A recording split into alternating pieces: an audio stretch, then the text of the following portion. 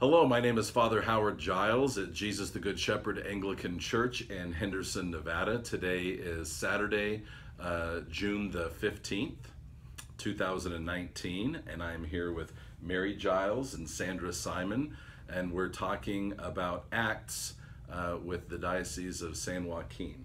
So what does Acts stand for? Anglican Catechist Training School. Okay, and so what is that? What is it you're studying? We're studying to be able to teach people the catechism of the Anglican Church. Okay. So, learning that actual catechism and also a lot of theology that we have learned with that that supports the catechism.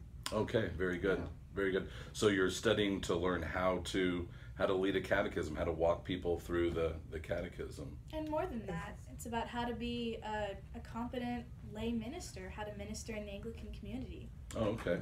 So when you say minister, what do you mean? Like, what kind of lay ministry?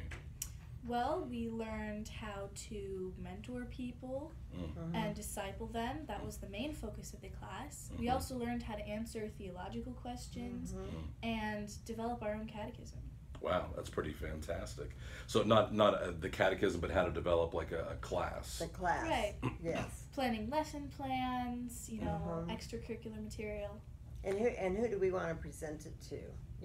So we had to choose who our audience was going to be, our audience, or who we would be teaching, and so we had to then come up with the plan of how we would do the class, how we would present that, because there's such a variety of people that we have in our churches to kind of tailor our teaching to who it is we're going to be teaching.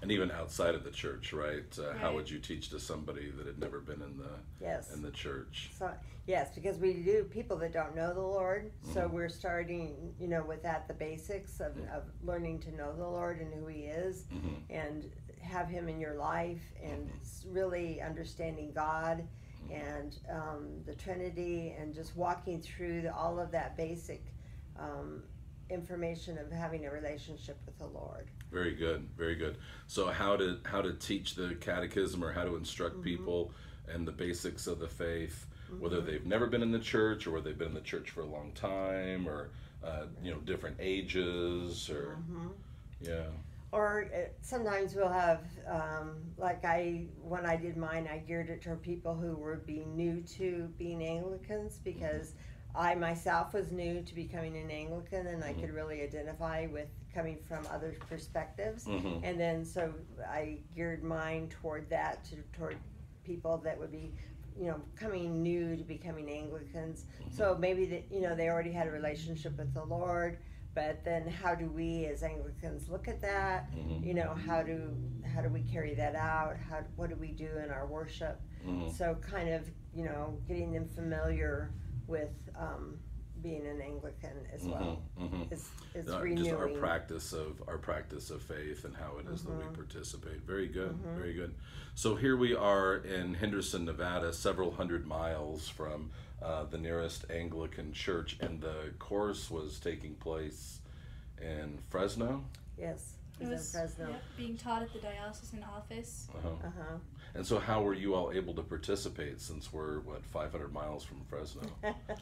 Well, It wasn't easy. we went to the first class because we actually wanted to be there. We wanted to meet the instructors. We wanted to meet the other people in the class. So we went there that first time, and then we did classes by Zoom, so that we participated by Zoom. But Mary and I both really preferred being able to go, so we did that as much as we could. We went to convention. It coincided with the class, so we did both. Great. So we were able to do both then, and then we just recently went to our last final class and went up there, and so we could be there with everybody that that we had gone through the class with. When did it start? It started actually about now. We sent in our first preliminary application forms. Last year. Yeah. So about this time last year you applied, but then when was the first class? Was it in the fall? September. It was in September, but we actually had readings that we started in August.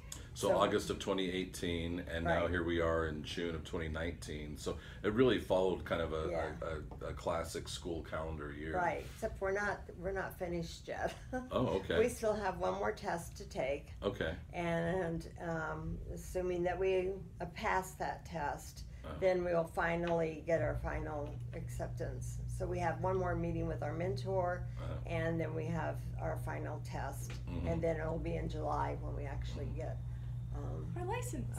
Yeah, that's we fantastic. Can be licensed. And so you'll be licensed as lay catechists, yes. And your deacon is the one that's been walking with you through this and has been, yes. Overseeing your testing and being your kind of local mentor and liaison with the instructors, and then you get commissioned here in the parish to be lay catechists. Well, and it's more than just in our parish. We'll actually be licensed so that we can go to other parishes. Oh, very good. And they kind of said that one of their ideas was to have like a group of us go to a church and maybe do a weekend teaching so that we could go to other churches. So that's why we have to be licensed. We have to be background checked. We have to pass all of that before we can go out and go to other parishes and minister in other places. So you've had the background check, you've had the instruction, you've had that work with your local clergy, with the instructors. And the nice part is there's different levels. You don't have to take the tests and get licensed in the diocese. If you feel like you don't want to travel, you don't want to go other places, you can just get licensed as a parish catechist. You just have to pass all of your work. And then there's also the third level, which is the second year of training to become a lay minister, a traveling lay minister, and even a lay preacher. Right. Wow. And we have our two instructors, I do have to say, Beth and Anthony they were just great, and they're taking their own personal time, unpaid time to teach us this, and I just, I thank them for their willingness to serve the Lord in this way. Absolutely. What a wonderful ministry for our whole diocese and for the Anglican Church. A real blessing. And you all are a blessing to us. Thank you so much for spending all this time and working so hard to minister as Jesus the Good Shepherd. You're a blessing to us and the community, and I look forward to us hearing more about it and hearing how you all put it into practice. Thank you. Thank you. You're welcome.